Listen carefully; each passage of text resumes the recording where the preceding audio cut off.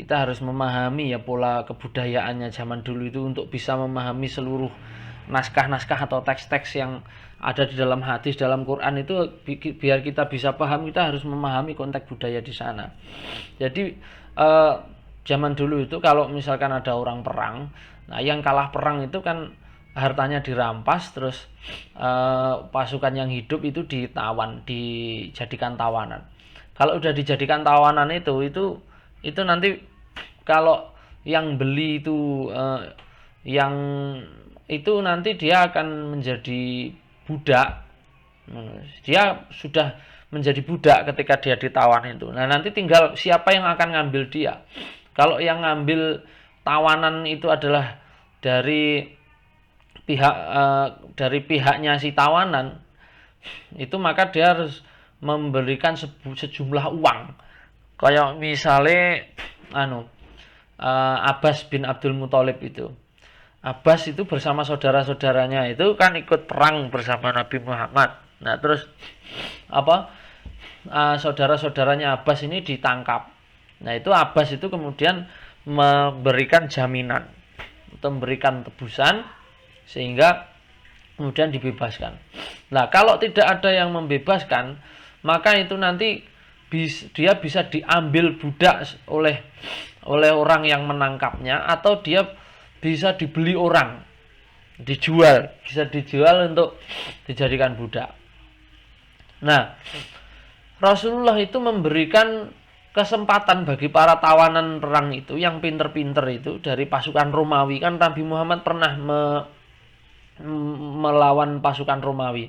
Nah, tawanan-tawanan dari pasukan Romawi itu kemudian diberikan kesempatan, kamu boleh menebus dirimu supaya kamu bebas, syaratnya dengan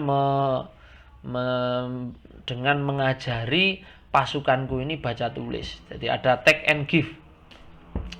Jadi pasukannya Nabi Muhammad itu diajari caranya nulis, caranya membaca bahasa Romawi begini supaya nanti kalau ekspansi ke wilayah Romawi itu bisa mengerti bahasa mereka. Gitu. Nah, ini ayat yang saya kutip ini juga sangat menginspirasi saya.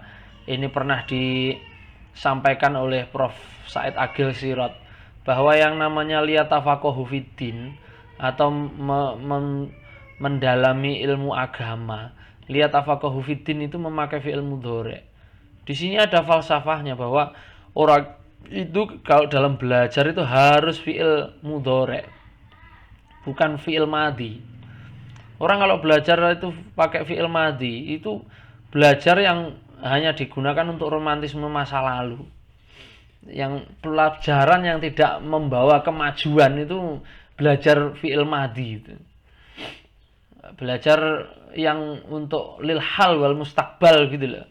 Jadi belajar itu harus yang bisa dimanfaatkan untuk sekarang dan yang akan datang.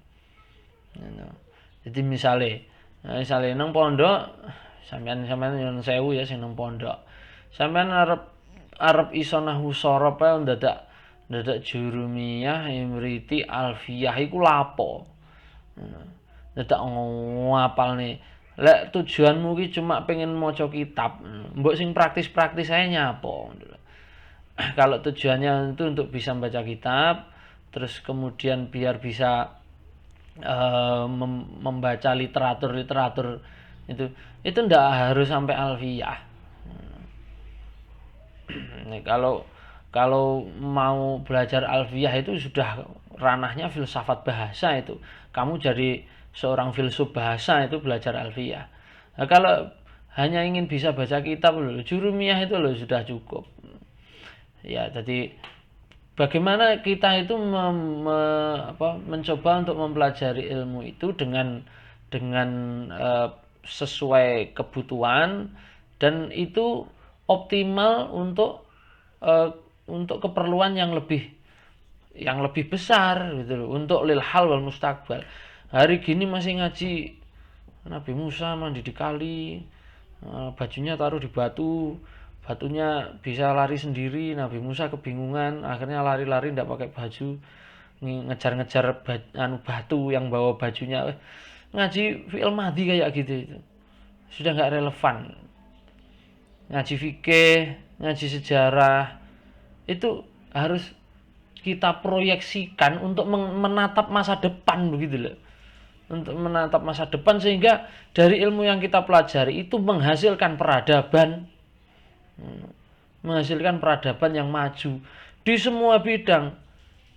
Ngaji Al-Qur'an itu dipandang dari segi sains, meskipun dia Quran itu bukan kitab sains, tapi dari sisi sains, dari sisi yang bermacam-macam, sehingga apa yang kita pelajari itu kemudian menghasilkan peradaban yang besar gitu.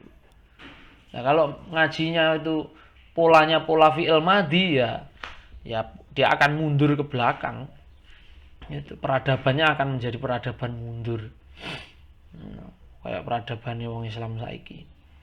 Gitu.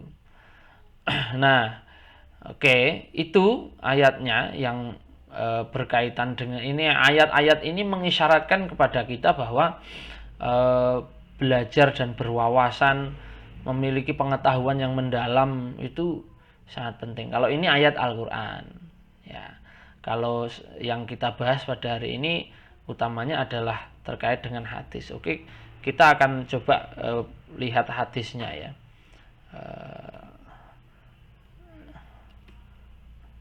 Ya, saya buka dulu aplikasinya.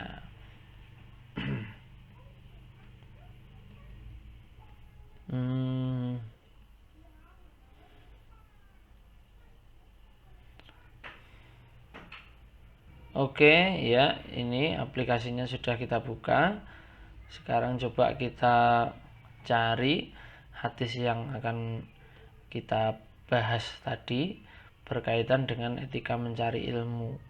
Kata kuncinya tadi adalah liyubahi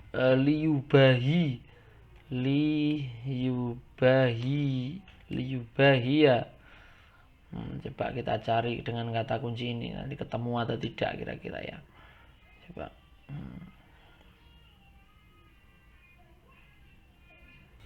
Nah, ini kita temukan di Ibnu Majah ya. Di Ibnu Majah hadisnya ini. Man talabal ilma liyumariya bihi sufaha wal yubahiya bihil ulama auliyasrifa wujuhan nas ilahi fahuwa finnar. Redaksinya berbeda dengan yang tadi kita lihat di internet. Kemudian masih di Ibnu Majah juga berbeda, tapi semuanya ada di Ibnu Majah. Kemudian ada di Ad-Darimi, man talabal ilma liyubahiya bil ulama, ya, hampir sama isinya itu. Jadi ini iki lho cah hadis. Ini mungkin buat kamu ini satu hal yang baru. Jadi kita ini bisa menemukan beberapa varian matan hadis. Redaksi-redaksi hadis itu bisa kita temukan dalam bentuk yang berbeda-beda. Ya, isinya hampir sama tapi diungkapkan dengan redaksi yang berbeda dan periwayatannya juga berbeda. Sekarang kita mulai dulu dari Ibnu Majah. Di Ibnu Majah yang pertama bunyinya adalah man talabal ilma liyumariya bihi sufaha aw liyubahiya bihil ulama aw liyasrifa wujuhan nas ilaihi fahuwa finnar. Kalau di sini tulisannya fahuwa finnar. Barang siapa yang menuntut ilmu untuk membodohi orang bodoh dan untuk menggagahi orang yang pintar atau untuk ditunjukkan kepada di hadapan manusia, maka dia di neraka. No.